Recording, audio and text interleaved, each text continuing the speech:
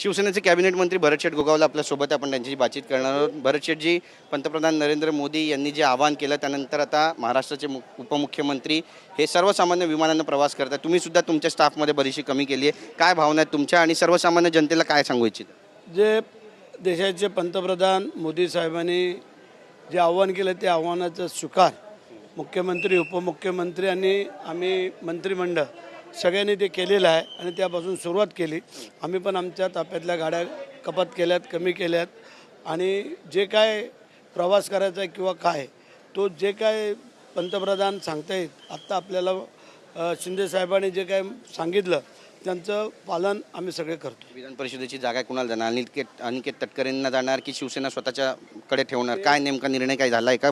चर्चा झाली आहे का? ते आता आमचे नेते एकनाथ शिंदे साहेब जे सांगतील, बोलतील, करतील ते, कारण त्यांच्यावरती आम्ही सोपवलेलं आहे आणि ते दोन्ही मुख्यमंत्री, आपल्या मुख्यमंत्री आणि दोन्ही उपमुख्यमंत्री हे बसून काही निर्णय करतील तो आम्हाला मान्य आहे. दावा आहे तुमचा? शिवसेनेचा दावा आहे? दावा प्रत्येकजण आपापला करणारच ना आणि तो करतोय, त्याबद्दल काही दुमत नाही आहेत.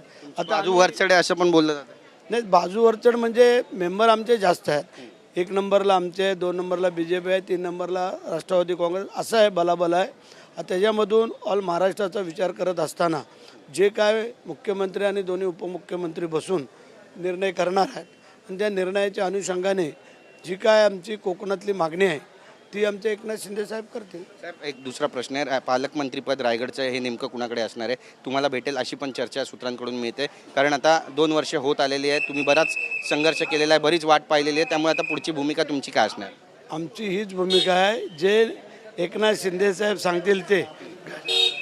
एकनाथ शिंदे साहेबांनी आमच्यासाठी जे काय एवढं हे केलेलं आहे त्याप्रमाणे तेच ठरवतील ते आम्ही करणार. नक्कीच. पण तुम्ही पालकमंत्री झालात तर सगळ्यांना, रायगडवासियांना आनंद होईल अशी पण एक चर्चा आहे जिल्ह्यामध्ये, त्यामुळे तुमची भूमिका काय याच्यावरती पण सगळ्यांचं लक्ष लागलेलं आहे. तुम्ही खुलून काहीच बोलत नाही आता. आमचे बॉस जे काही नेते आहेत दोन्ही, मग तिन्ही मुख्यमंत्री, दोन्ही उपमुख्यमंत्री हे ठरवणार आहेत बसून, ते ठरवतील ते आम्हाला मान्य करावं लागेल. जर समजा पालकमंत्री पदाची माळी आहे ती तुमच्या गळ्यात पडली तर सगळ्यांच आधी काय करणार तुम्ही रायगडवासियांसाठी? रायगडवासियांमध्ये जे काय सेवा आम्ही करतो ही आपल्याला सगळ्यांना माहिती आहे. ह्याच्यामध्ये कुठं कमी आहे किंवा काय, उलटा आणखीन त्यात वाढ होईल. आणि रायगडच्या संदर्भामध्ये जे आम्ही राजे शिवछत्रपती महाराजांच्या भूमीमध्ये राहतोय हे आपल्याला माहिती आहे. तर आमची पहिली भूमिका आमची आहे की रायगडच्या पायथ्याला शिवसृष्टी करणं आणि 14 तळ्याचं सुशोभीकरण. आमची बातचीत केल्याबद्दल. तर आपण पाहतोय आपली भूमिका या ठिकाणी मांडलेली आहे भरत शेठ गोगावले यांनी, आणि स्पष्ट केलेलं आहे की जी संधी आम्हाला मिळेल त्या संधीचं सोनं केल्याशिवाय राहणार नाही. कॅमेरा पर्सन खंडूराजचा, गिरीश गायकवाड, TV9 मराठी, मुंबई.